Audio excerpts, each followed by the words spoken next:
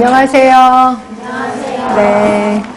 자, 우리 책은 39쪽일 겁니다. 자, 우리 지난 시간에 그 간호과정 중에서 우리 간호과정 중에 몇 번째 단계? 두 번째 단계인 무슨 단계예요? 진단 단계. 진단 단계 중에서도 우리는 이제 오마 진단 끝났습니다. 그리고 진단에는 난다 진단이 있고 오마 진단이 있는 거 아실 거고, 그거 말고도 39쪽에 가정간호 분류체계가 있어요. 이거는 너무 깊게 들어가지 마시고요. 그냥 가정간호를 대상으로 할 때는 가정간호 분류체계를 사용하는구나, 이렇게 알고 계시면 되고요. 그리고 이제 네 번째가 ICMP, 그래서 국제간호실무 분류체계가 있어요. 요게 문제 보기 중에 나왔을 겁니다. 보기 중에. 그래서 이제 거기 있는데, 그렇다고 이거 깊게 공부하지 마시고요. 제가 부탁하는 거는 그 오마 진단을 조금 더 깊게 공부하면 나머지는 틀렸다는 걸 금방 알 거예요. 그래서 다른 데다 에너지 쓰지 마시고 오마에다만 신경 좀 쓰시면 되는데, 일단 국제간호실무 분류체계에서 뭐가 나왔었냐면 디귿번이 나왔어요. 디귿번.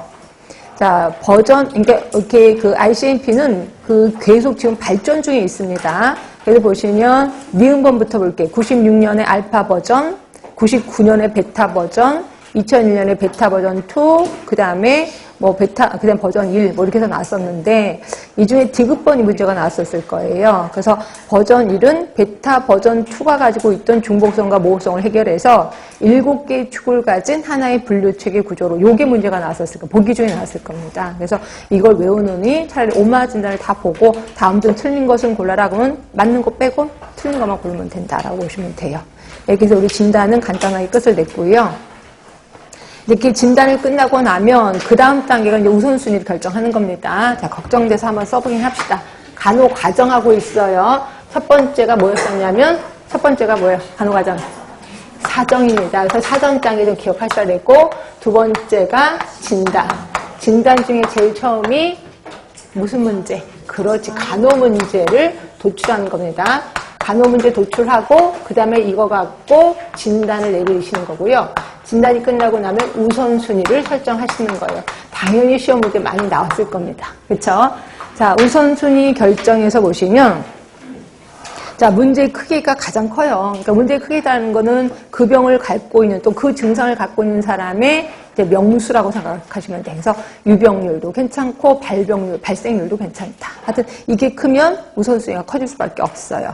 자, 대상자의 취약성 하면은 요거는 이제 어린 나이에 이제 그러니까 그 병을 갖고 있는 사람들이 대부분 아이들이다. 그럼 취약성이 커지는 거죠. 그럼 우선순위가 당연히 높을 수밖에 없는 거고요.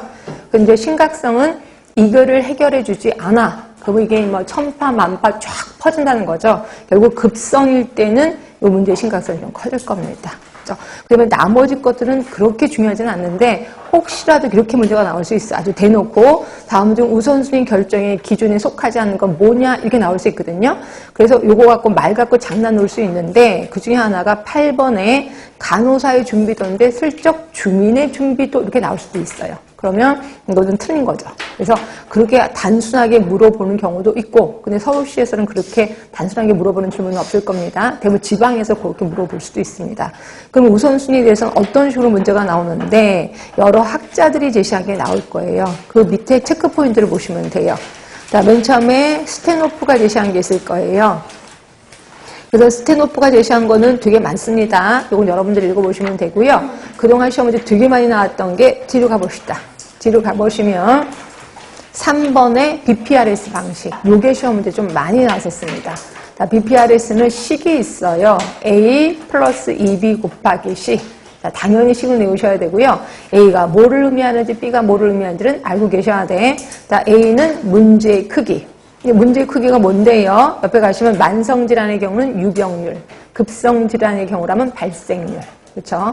그다음 B는 심각도. 그래서 이거는 긴급성이라고 표현했었습니다. 타인의 영향이에요. 그래서 이거를 해결해 주지 않으면 타인에게 영향이 굉장히 커. 그럼 이거 빨리부터 해결해 줘야 되겠죠. 이게 심각성.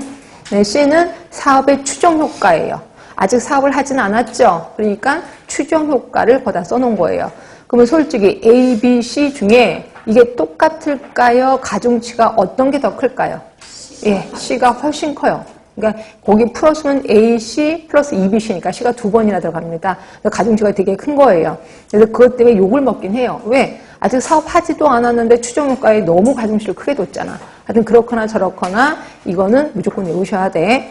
자, 그래서 이렇게 하고 그 다음에 요거를 하고 나서 그 다음으로 하는 게 8번이에요. 8번. 그 밑에 8번을 좀 보시면 우선순위 결정 기준의 보완이라고 되어 있을 겁니다. 아니 9번. 8번이 아니라 9번입니다. 우선순위 결정 기준의 보완이라고 써 있고요. 자, 요거는 자, 건강 문제의 크기와 심각성, 또 문제 해결을 위한 효과적인 방법에 의해서 그러니까 아까 말한 BPRS에 의해서 우선순위를 결정하였다 하더라도 선정된 건강 문제가 반드시 해결 가능한 보험사업은 아니라는 거죠. 결국 이 사업이 가능해 불가능해 결국 실행 가능성을 평가하는 게 PEARL 방식이에요. 그럼 P는 뭐고 E는 뭐고 그게 뭔데요? 요게 이제 시험 문제 좀 나왔을 겁니다. 자, P는 적절성, E는 경제적 타당성, A 수용성, R 자원 이용 가능성, L 적법성, 법적으로 적절하냐 이겁니다. 그래서 시험 문제는 그게 나왔을 거예요. 이렇게 BPRS 해놓고 뭐 PER 해놓고 하나는 0이 나오고 하나는 뭐 1이 나오고 뭐 이런 식으로 돼 있었는데 요거 계산하는 게 다 곱하는 겁니다. 그러니까 각각의 점수를 0점 아니면 1점을 주는 거예요. 그리고 다 곱하는 거기 때문에 이게 가장 많이 나오면 1점이 돼요. 그렇죠? 그리고 가장 적게 나오면 0이 되는 거예요. 그래서 0으로 나온 사업은 아예 할 수가 없는 거예요. 그래서 그게 시험 문제 나왔었으니까 BPRS하고 PEAR의 방식은 같이 알아두시는 게 제일 좋습니다. 그 다음에 다시 위로 올라갈게요. 자, 위에 올라가시면 맨 꼭대기 이번에 한론이 있을 거예요. 한론이 우선순위 결정 방식을 제시했는데 이거 뭐 앞에 제목만 외우시면 되겠다. 문제 크기, 심각성, 가격적 제시가의 기술 존재, 자원 동원성, 대상자 수용력. 그래서 문제만 앞에 부분만 외우시면 되는데 너무 어려워요 라고 하신다면 요거는 꼭 외워두세요. 뭐를 외우시냐면 저 어디냐면 6번에요. 존 브리안트. 이건 꼭 외워두세요.